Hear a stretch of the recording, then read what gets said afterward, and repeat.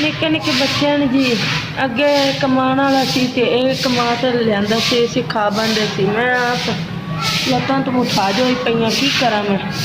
ਮੇਰੀ ਤਬੀਅਤ ਬੜੀ ਖਰਾਬ ਹੈ, ਆਪਦੀ ਸੀਰੀਅਸ ਹੋਈ ਪਈ ਹੈ ਵੀ ਯਰਕਾਨ ਦਾ ਮਸਲਾ ਹੈ ਮੈਨੂੰ, ਤੇ ਮੇਰੇ ਹਾਲਾਤ ਬਹੁਤ ਖਰਾਬ ਹਨ। ਡਾਰੀਆਂ ਤੇ ਬੈਠੇ हैं, कोई मस है नहीं। घर के बर्तन में जी वेच के तो गुरदे वाश करान लगी रही हूँ, तो हुण मेरे को तो गुंजाइश ही नहीं। मैं बड़ी जलील हो गई हूँ। मैं सुबह दी आई हाँ इस हस्पताल च, मेरे ना बच्चे प्यारी है, तो मेरे बच्चे बेचारे मेरी मदद करो जी। मैं हाथ जोड़ती पई, मेरी मदद करो। पैर दी आई हाँ पक्की तस्सी, ना कोई चाह ना सिर दुखदा पिया, मैं मरन जिवें मैं मरदी पई हाँ। मैं जी कमावन आई, मैं 3 साल हो गए जी, गुर्दियाँ से लै गया जी, खराब हो गया जी, तो मंजी से पै गया जी। मेरी तकलीफ जी बड़ी है।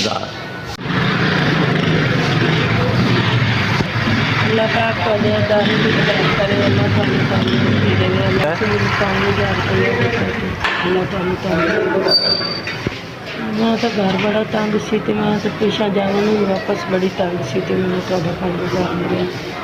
तुहाडे मैं घर चली जावांगी, इहदे नाल ते मैं तुहाडे कोई बच्चों जोगी चीज़ ला देवांगी, तो त्यारी वास्ते ते अल्लाह पाक बच्चों नूं अल्लाह पाक तंदुरुस्ती देवे।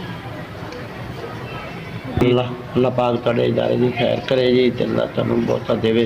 5000 की इमदाद की साडी, बच्चे खाएंगे, घर पहुँचेंगे, कोई ना कोई चीज़ मैं चला। इस तरह ही तुहाडी इस इदारे नूं दुआई दस्सण जी।